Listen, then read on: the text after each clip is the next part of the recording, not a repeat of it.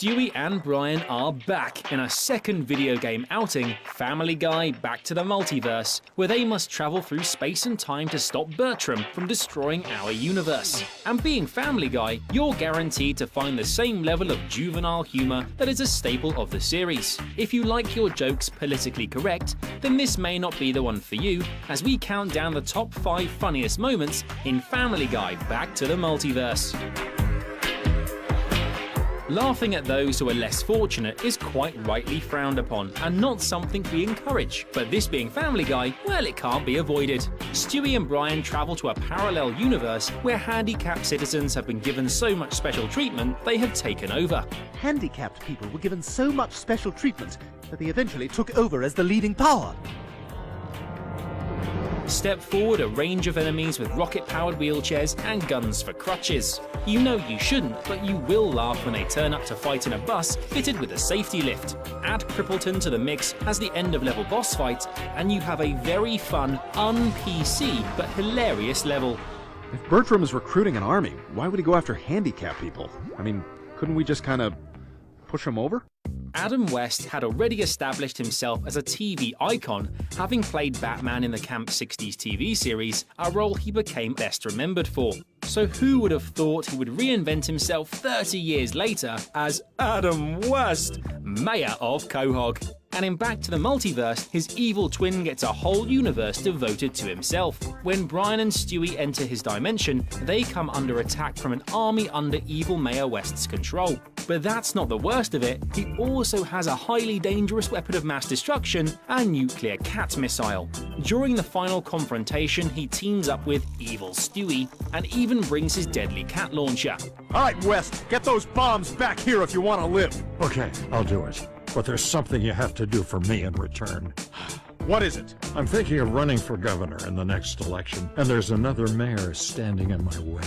I need you to assassinate him. It's a friggin' cheeseburger.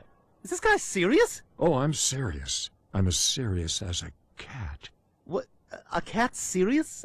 I don't know. Oh, they're serious, all right. They're as serious as... Okay, something wacky. We get it.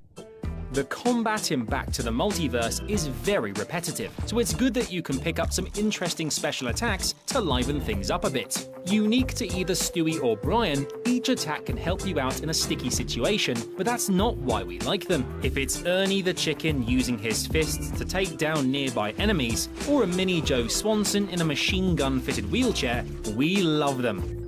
How do I put this? No one cares. The remote you use to travel from one universe to the next is more than just an extra-dimensional gate key. It also gives you hints thanks to Bruce the performing artist, who has been uploaded as a program into the remote. Bruce will happily volunteer information on what you need to do next, and in his own very camp way. If only Siri on the iPhone could be reprogrammed as Bruce, we would all be very happy. Hear ye, hear ye. I'd say y'all needs to look around and find whoever's in charge of these unfortunate folks. Repetition, especially when it comes to jokes, is not usually a good thing, but Peter Griffin's feud with Ernie the Chicken is something we cannot get enough of. Their random and violent fight sequences are very funny and a highlight of any episode they pop up in. Set in Quahog Airport, you take the role of Peter and proceed to punch, butt slam and cause maximum damage as you teach Ernie another brutal lesson. Should we help Peter? No, he's got this, Brian. This is like his thing, you know? If you like Family Guy, and a lot of us do, then the humour in Back to the Multiverse will connect with you straight away, and there is enough to keep hardcore fans amused. Some of the edgier humour may offend, but it's everything you expect to find in Family Guy, so if you are offended, then the chances are you're not a fan of the show. In any case, we hope you enjoyed our countdown, and we feel that Mayor West should see us out with some wise words. Godspeed, gentlemen.